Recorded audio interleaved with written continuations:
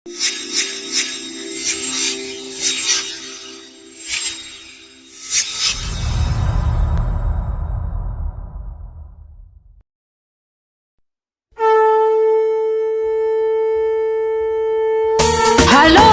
Hello.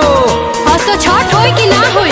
अरे का करी धनिया, छुट्टी के बड़ा परबनल बा। हम नहीं जानत नैहरों में छठ होता। अरे तो का करी, माइयो कहती आवे के, लेकिन छुट्टिए नहीं के मिलत। चुपचाप आई ससुरारी। ससुरारी जी घर से निकलवाइबे का हमरा के? हम कुछ नहीं जानत, रउआ आवे के बा।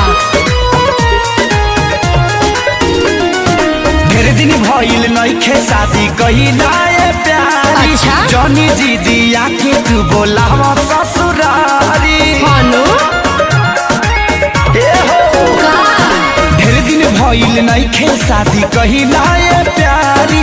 जनी जी दिया के तू बोलावा ससुरारी। बानी आने जाने हो जा हो खब परेशान, सब समानवा जुटावे के पड़ी। नैहर के छठ शुभ होला ए राजा ससुरारी रउआ आवे के पड़ी। हे सैया जी नैहर के छठ शुभ होला ए राजा ससुरारी रउआ आवे के पड़ी। हे राजा जी हसुरउआ आवे के पड़ी। जय जय मैया जय जय मैया।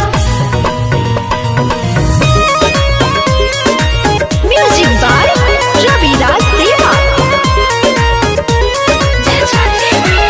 लागत डर हो कहीं घर भर हो, पूजा करता ससुरार में। बेली के पियरिया लेके दियरिया, जाइब जब माई दरबार में। पूजा में जानी डेराई, कुछ न होई रजाई। हॉल टिकट कटाई, हमरो लपिया दिले आई। हमारो बामान बाकी कैसे आई धान, पूरा घर के मनावे के पड़ी। नैहर के छठ शुभ होला ए राजा ससुरारी रउआ आवे के पड़ी। हे राजा नैहर के छठ शुभ होला ए राजा ससुरारी रउआ आवे के पड़ी। हे सैया जी हसरउआ आवे के पड़ी।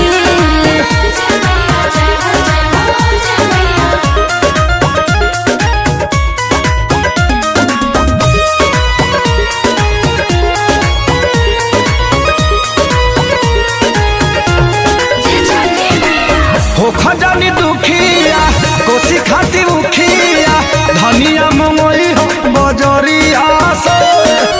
करो जानी ऐसा भेजा तनी पैसा, तहारा देवाना खेसरिया से।